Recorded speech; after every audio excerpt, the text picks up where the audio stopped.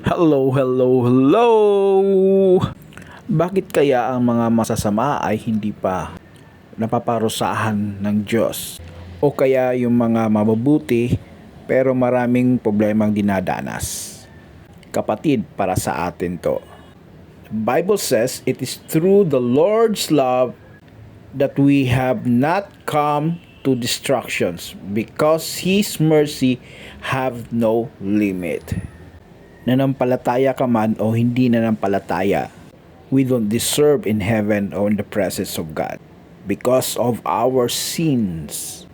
That's why because of God's love and mercy, He execute the plan to save us from our sin. Kapatid, tanggapin natin ang pagmamahal at awa ng Diyos sa buhay mo. Dahil binigay niya ito para maranasan natin ang pagmamahal niya at maging malapit tayo sa Diyos. Huwag natin sayangin ang ating buhay, but let us experience the love and mercy of God in your life. Yan. Because life is hard, but God is good.